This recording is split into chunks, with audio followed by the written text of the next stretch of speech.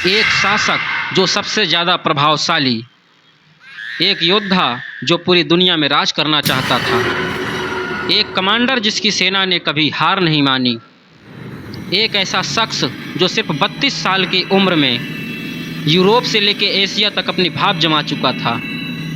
उसने भारत जैसे विशाल साम्राज्य को घुटने पर ला दिया। उसके बारे में एक भविष्यवाणी की गई थी कि एक दिन वह एक विश्व विजेता बनेगा। वह विश्व विजेता कहलाया भी। अपनी मौत तक वो हर उस ज़मीन को जीत चुका था जिसके बारे में उसके देशवासी जानते थे। महज 12 वर्ष के शासनकाल में पश्चिम में यूनान से लेकर पूर्व में आज के पाकिस्तान तक उसने साम्राज्य विस्तार कर लिया था।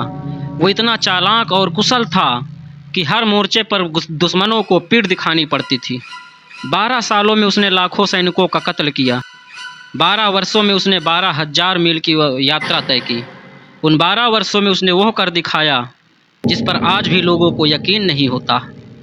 वह अरस्तु का शागिर्द भी था, जिसकी रणनीति आज भी दुनिया भर की सेना को राह दिखाती है। यह सभी खासियत उस व्यक्ति को महान बनाती गई। वह कोई और नहीं बल्कि मैक्सिडोनिया का अलेक्जेंडर द ग्रेट था, जिसे हम सिकंदर महान के नाम से जानते हैं। मैसेडोनिया में रहने वाले सिकंदर का जन्म 356 ईसा पूर्व में हुआ था। उसका जन्म मैसेडोनिया की राजधानी पेला में हुआ था। उसकी माँ का नाम ओलंपियाज था, पर पिता का नाम फिलिप द्वितीय था। फिलिप मैसेडोनिया का राजा था। ओलंपियाज उसके पिता की तीसरी या चौथी पत्नी थी। ओलंपियाज इस मामले में वह अहम थी कि उन्होंने परिवार में पहले लड़के को जन्म दिया था, यानी सिकंदर के रूप में उन्होंने राज्य को उत्तराधिकारी के रूप में दिया था। सिकंदर बचपन से बहादुर एवं जिद्दी किस्म का आदमी था। जो ठान लेता था उसे करके ही मानता था। उसका स्वभाव देखते हुए पिता फिलिप ने उसे किसी मामूली शिक्षक के पास छोड़ देना ठीक नहीं समझा। इसलिए अपने समय के सबसे बड़े विद्वान अरस्तु को सिकंदर के शिक्षा का भार सौंपा। 13 साल की उम्र से ही सिकंदर ने अरस्तु से शिक्षा प्राप्त करना शुरू किया।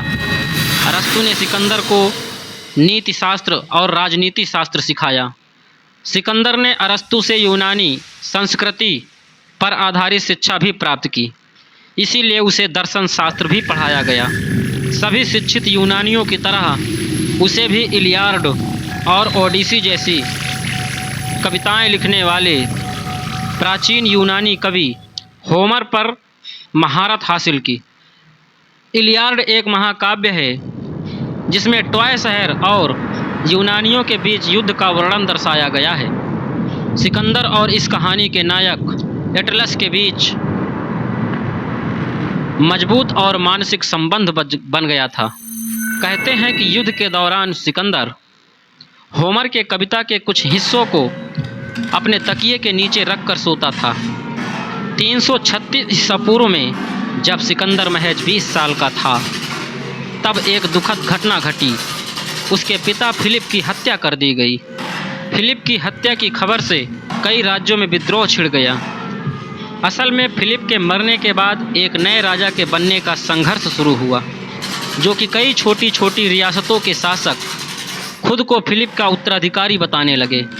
लेकिन सिकंदर में सत्ता हासिल करने का जोश और जुनून चरम पर था। ऐसे में महज 20 साल के सिकंदर में जीवन की सबसे बड़ी चुनौती खड़ी हो गई। साम्राज्य बचाने के लिए उसने मैसेडोनियाई साम्राज्य में कई लोगों की हत्या कर दी।